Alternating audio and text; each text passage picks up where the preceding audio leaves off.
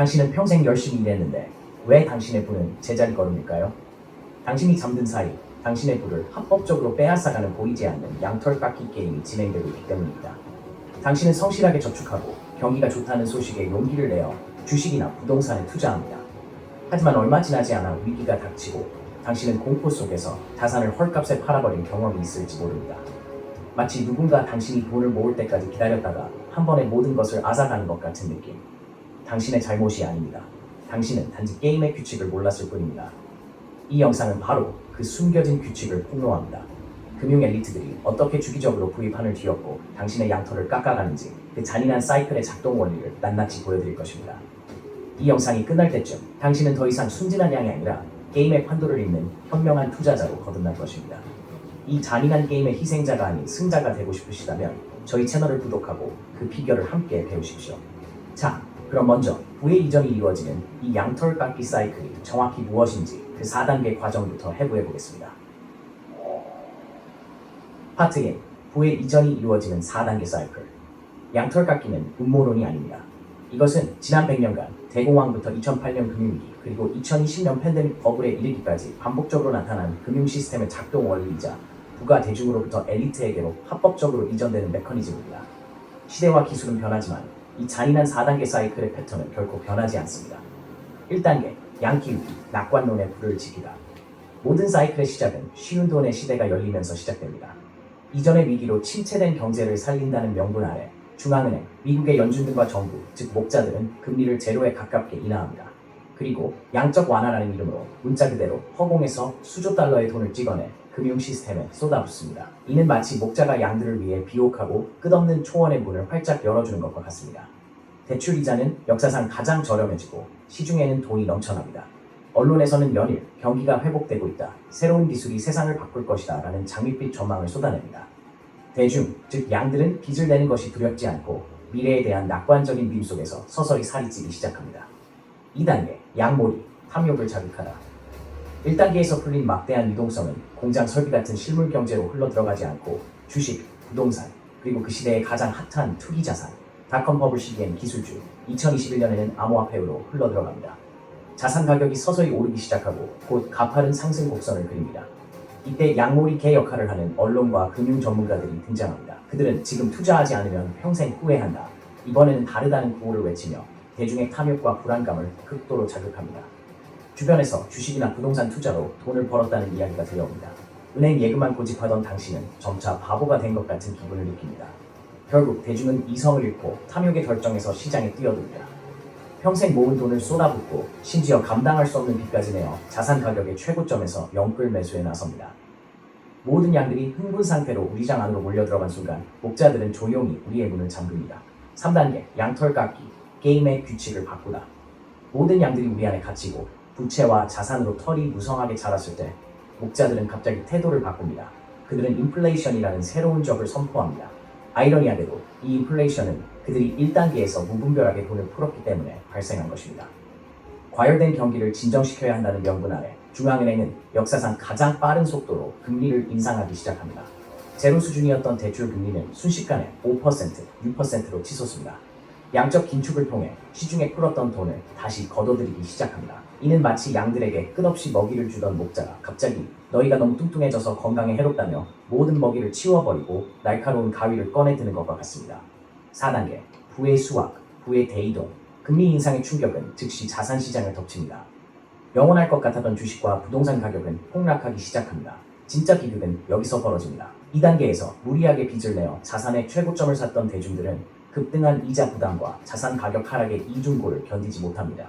은행은 대출금 상환을 압박하고 사람들은 공포에 질려 자신이 샀던 자산을 가장 싼 가격에 울면서 내던집니다. 이것이 바로 패닉 셀링입니다. 그렇다면 이 자산은 누가 살까요? 바로 2단계에서 자산 가격이 최고점일 때 이미 현금을 확보해둔 엘리트들입니다. 그들은 공포에 질린 대중이 던지는 우량 자산, 핵심 지역 부동산, 우량 기업 주식을 헐값에 문자 그대로 피 묻은 가격에 사들입니다. 이 과정을 통해 지난 수년간 대중이 열심히 일하고 저축해서 쌓아올린 분은 단 한 번의 사이클을 통해 합법적으로 소수의 엘리트에게로 이전됩니다. 양털이 모두 깎인 양들은 앙상한 모습으로 다시 초원으로 돌아가 다음 털이 자라날 때까지 또다시 열심히 풀을 뜯어야 합니다. 이것이 바로 양털 깎기 사이클의 잔인한 전모입니다. 그렇다면 이토록 명백한 패턴이 왜 역사 속에서 계속해서 반복되는 것일까요?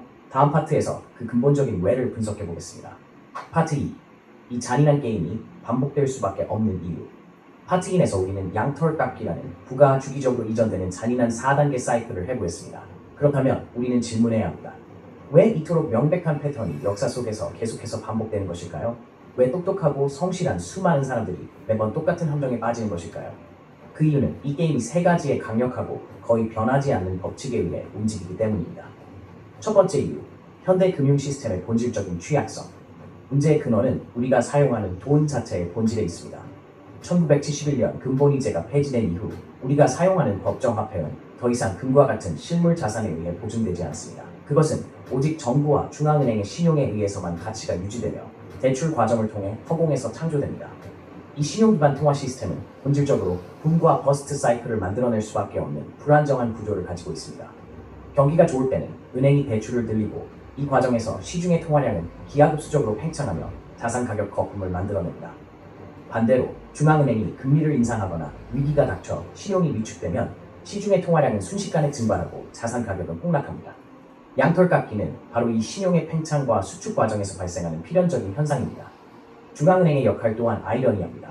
그들의 임무는 이 불안정성을 관리하는 것이지만 시장이 붕괴 직전에 이르면 항상 금리를 낮추고 돈을 풀어 시장을 구제해왔습니다. 이는 투자자들에게 위험하게 투자해도 결국 중앙은행이 구해주겠지라는 잘못된 믿음, 즉 도덕적 해이를 심어주었고 다음 사이클에서는 더욱 큰 거품이 만들어지는 원인이 되었습니다.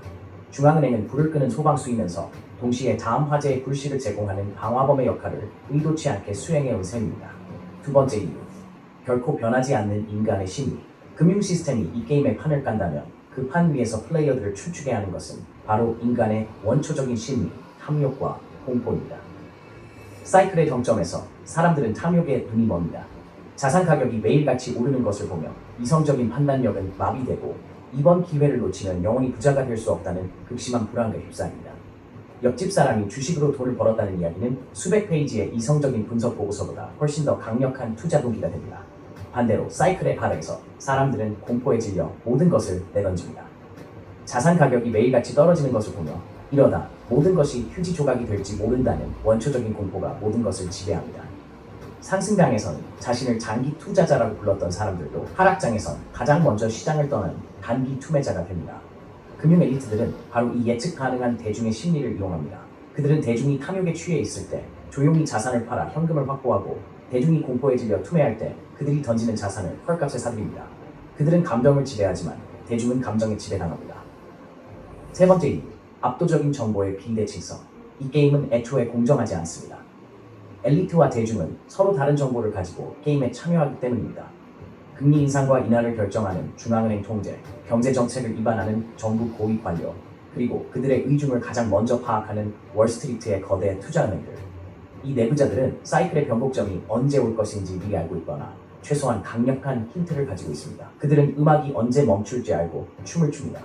반면 대중은 어디서 정보를 얻습니까? 이미 모든 것이 벌어진 뒤에 나오는 주류 언론의 헤드라인과 주변 사람들의 소문입니다.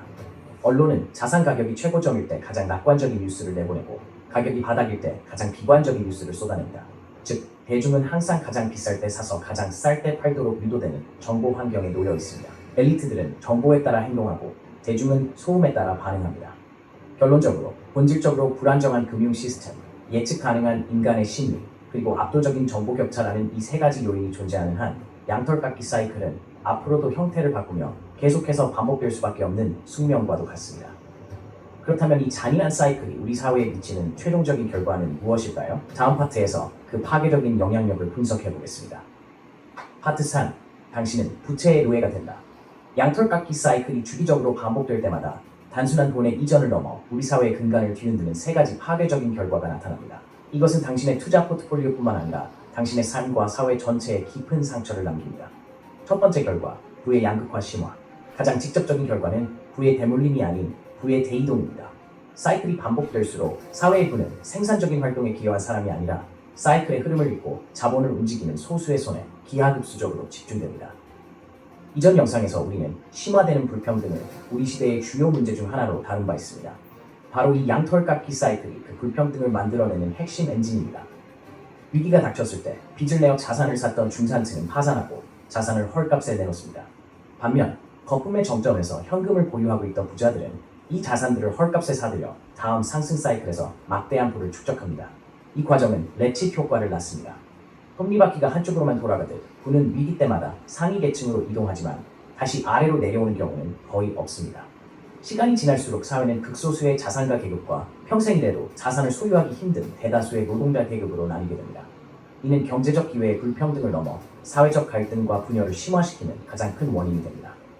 두 번째 결과, 중산층의 부채 노예화.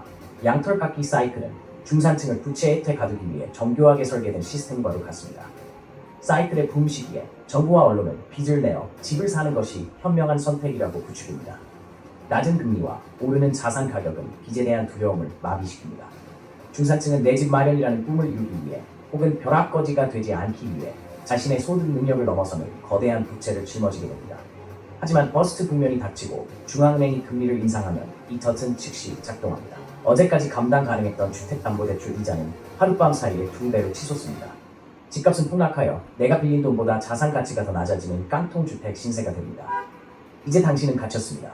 집을 팔면 막대한 손실을 확정짓게 되고 그렇다고 계속 보유하자니 살인적인 이자를 감당할 수 없습니다. 남은 선택지는 단 하나, 앞으로 20년, 30년간 당신의 노동력을 고스란히 은행에 바치는 것입니다. 이것이 바로 현대판 부채 노예입니다. 당신은 더 이상 부를 축적하기 위해 일하는 것이 아니라 거품의 정점에서 짊어진 빚의 이자를 갚기 위해 일하게 됩니다. 세 번째 결과, 사회적 신뢰의 파괴. 아마도 가장 파괴적인 결과는 이 모든 과정이 사회 시스템 전체에 대한 신뢰를 파괴한다는 점입니다. 사람들은 더 이상 열심히 일하고 저축하면 성공할 수 있다는 건강한 자본주의의 약속을 믿지 않게 됩니다. 금융 시스템에 대한 불신, 월스트리트와 은행은 더 이상 경제의 혈맥이 아니라 대중을 상대로 사기를 치는 거대한 카지노로 인식됩니다. 정부와 중앙은행에 대한 불신, 그들은 공정한 심판이 아니라 부자들의 이익을 대변하여 거품을 만들고 터뜨리는 게임의 설계자로 비칩니다. 인플레이션을 잡는다는 그들의 주장은 자신들이 저지른 일의 책임을 평범한 사람들에게 떠넘기는 위선으로 들릴 뿐입니다. 자본주의 자체에 대한 회의, 결국 사람들은 시스템 자체가 근본적으로 잘못되었다고 느끼기 시작합니다. 이는 사회적 냉소주의와 분노를 낳고 극단적인 포퓰리즘 정치가 성장하는 비옥한 토양이 됩니다. 이처럼 양털깎기는 단순히 돈을 잃는 문제를 넘어 우리 사회의 미래를 병들게 하는 심각한 질병입니다. 그렇다면 이 잔인한 운명의 사슬을 끊고 착취당하는 양의 무리에서 벗어날 방법은 없을까요? 다음 파트에서 그 구체적인 생존 전략을 알아보겠습니다. 파트 4. 양이 아닌 늑대가 되는 법. 지금까지 우리는 양털깎기라는 잔인한 게임의 작동 원리와 그 파괴적인 결과를 분석했습니다. 이 모든 것을 알게 된 당신의 마음속에는 아마 단 하나의 질문만이 남아있을 것입니다. 어떻게 이 운명의 굴레에서 벗어날 수 있는가? 그렇습니다. 이 게임의 규칙을 이해했다면 이제 희생자가 아닌 승자가 될 차례입니다. 착취당하는 양이 아니라 사이클을 역이용하여 불을 쌓는 늑대가 되는 세 가지 핵심 전략을 지금부터 공개합니다. 전략 1. 역발상 투자자가 되어라. 투자의 세계에서 가장 유명한 격언은 이것입니다.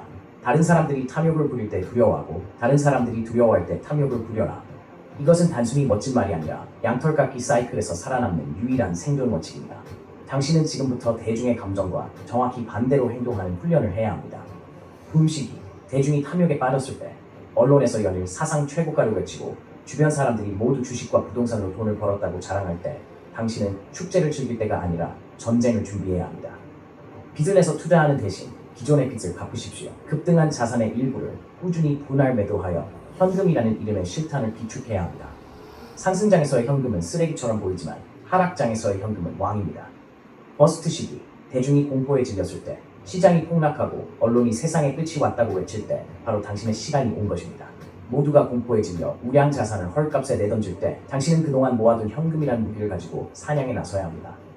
펀더멘털이 튼튼한 우량 기업의 주식, 핵심 지역의 부동산 등 본질적인 가치가 있는 자산들을 피 묻은 가격에 사모으기 시작하는 것입니다. 바닥을 정확히 예측하려 하지 마십시오. 공포가 극에 달했을 때부터 여러 번에 나누어 꾸준히 매수하는 것이 핵심입니다. 전략 2. 사이클의 신호를 읽어라. 역발상 투자를 하려면 지금 우리가 사이클의 어느 단계에 있는지 스스로 판단할 수 있는 나침반이 필요합니다. 언론의 헤드라인이 아니라 당신만의 투자 대시보드를 보고 방향을 결정해야 합니다. 중앙은행의 언어를 주시하라. 목자인 중앙은행의 말 한마디가 사이클의 변곡점을 알리는 가장 중요한 신호입니다. 그들이 경기 부양, 완화적 통화 정책을 이야기한다면 아직은 붐의 초기 단계일 가능성이 높습니다. 하지만 어느 순간 그들의 입에서 인플레이션 파이팅, 긴축, 금리 인상이라는 단어가 나오기 시작한다면 그것은 양털깎기가 임박했다는 가장 강력한 경고입니다. 시장의 감정을 측정하라. 대중의 심리를 보여주는 지표를 활용하십시오. 예를 들어 CNN의 공포와 탐욕 지수가 극단적 탐욕 단계에 오래 머무른다면 시장이 과열되었다는 신호이고, 극단적 공포 단계에 있다면 매수를 고려할 시점일 수 있습니다. 칵테일 파티 지표를 믿어라. 비과학적이지만 매우 강력한 지표입니다. 평소 투자에 전혀 관심 없던 주변 사람들이 당신에게 주식 종목을 추천하기 시작한다면 그것은 사이클의 꼭지가 멀지 않았다는 분명한 신호입니다. 전략상 빚을 통제하라. 부채는 양들을 도살장에 묶어두는 쇠사슬입니다. 이 쇠사슬을 끊어내는 것이야말로 진정한 재정적 자유의 시작입니다. 빚에 대한 황금률은 이것입니다. 가치가 하락하는 자산을 사기 위해 빚을 내지 마라. 오직 현금 흐름을 창출하는 생산적인 자산을 살 때만, 그것도 조심스럽게 빚을 활용하라. 나쁜 빚, 자동차 할부, 명품이나 해외여행을 위한 신용카드 빚, 이것은 당신의 재정적 생명을 갉아먹는 독입니다. 당장 청산해야 할 최우선 순위입니다. 좋은 빚, 안정적인 월세 수입이 나오는 부동산을 사기 위한 담보대출, 혹은 확실한 수익 모델이 있는 사업을 위한 대출. 하지만 좋은 빚이라도 과도하면 나쁜 빚으로 변질될 수 있습니다. 당신의 주 수입원이 끊기거나 금리가 2배로 올라도 감당할 수 있는 수준의 빚만 유지해야 합니다. 이 세 가지 전략, 즉 역발상 투자, 사이클 신호 읽기, 그리고 부채 통제를 당신의 것으로 만들 때 당신은 더 이상 이 게임의 희생자가 아닌 주도적인 플레이어로 거듭날 수 있습니다. 이제 당신은 착취당하는 것이 아니라 사이클을 이용하여 부를 쌓기 시작할 것입니다.